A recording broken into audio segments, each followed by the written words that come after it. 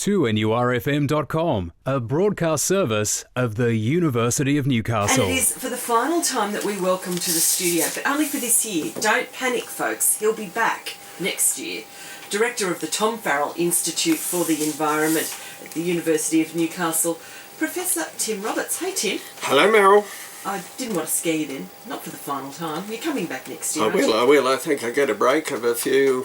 We'll give you a few weeks. We'll give you a few weeks, and then we'll kick it off towards the end of January. That'll be good. That work out okay? Good. Now, we've been having a bit of a think back over the year and also projecting into next year, Tim, and you've put together a list of the things we're going to face in 2016. I think these are the 5 big problems that the world will face in the environmental sense. First of all, population. Secondly, global warming. Thirdly, the fact we're extincting all of our species. Fourthly, water will be a problem. Fifthly, deforestation. So I reckon they're the most important ones. Let's take them one at a time. Population. Yes, there's 7.5 billion people on Earth at present and climbing, so there's just too many of us, and if we could find a way to stop reproducing, then I think we would solve some of the problem, because it's the people that are the problem. There's too many of us. It's a terrible irony, isn't it, that? But we've just got to steady on a bit. Absolutely. So it's really about the planet trying to support so many people. It's never supported as many of us as there are now. And how does it continue to do that? Do you think technology will play a role in that, Tim? Oh, for sure. I think we've seen the fact that politics can do it in China, but then there's associated problem as when all those one-child families, the parents get old, there aren't enough people to look after them. So we can solve a lot of the problems, and certainly we have to. We're seeing that with the chemicals that we're putting into the water and chemicals we're putting into the environment that are causing problems, so we come up with ways of solving them. And perhaps it will be, as the science fiction writers say, perhaps we'll just all get on, we'll ship a few million of us off to start another colony somewhere. In a spacecraft. Yes. Now, the second on your list is global warming as seen through our plants. And well, that was an example. Just global warming is a huge problem, an absolute huge problem, because if it goes on as it is predicted and as we're seeing, then we'll have this problem of sea level rise, and many people will be suffering there. So I thought I'd make a little example just to talk about, and that's this study of the periodicity of plant and animal life cycles. So everyone knows that they pick grapes at a certain time, and in Europe you can look at the date the harvest started in France for the last 500 years, and so phenology is the study of that date. So what can you learn from it? And what we're learning is that things start earlier after winter. The flowering,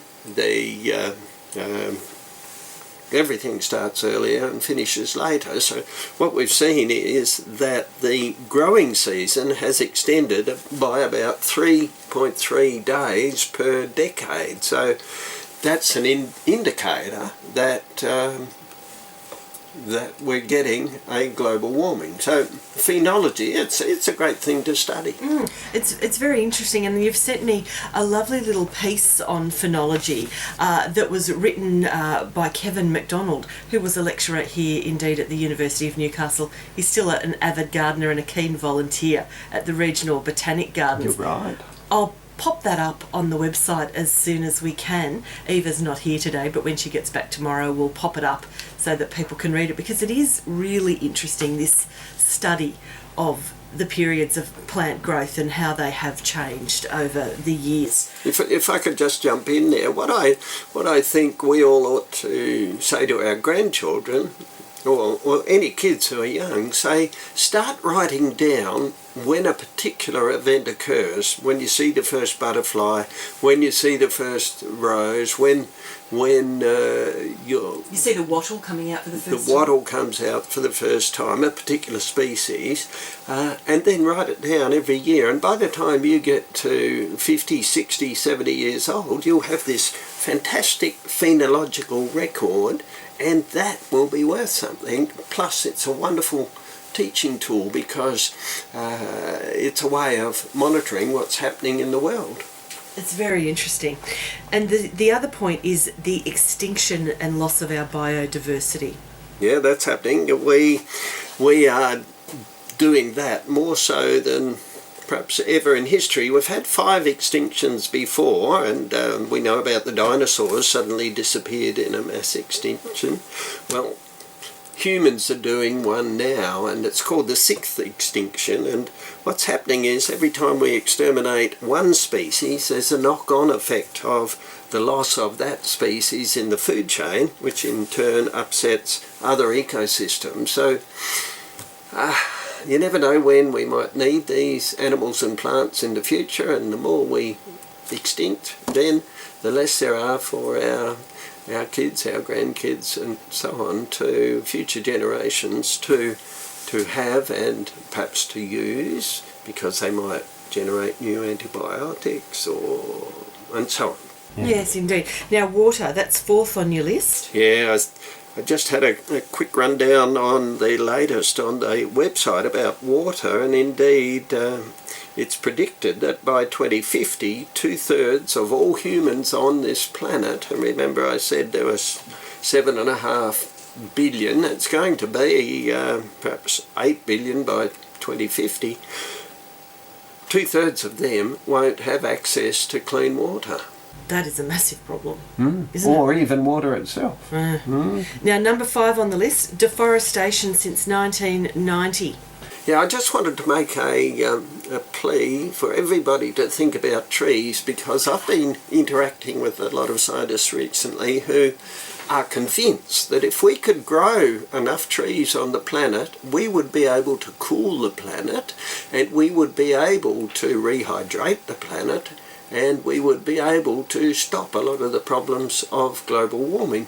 Because, of course, what the plants do is they pull down carbon dioxide from the atmosphere, which is, we want that to happen, but equally they generate a small water cycle every day. They generate the dew that is there in the morning when we get up and evaporates. That small water cycle is vital to maintaining coolness of the planet, as well as maintaining a hydration that of surrounding plants. So the more plants you've got, the better off you are.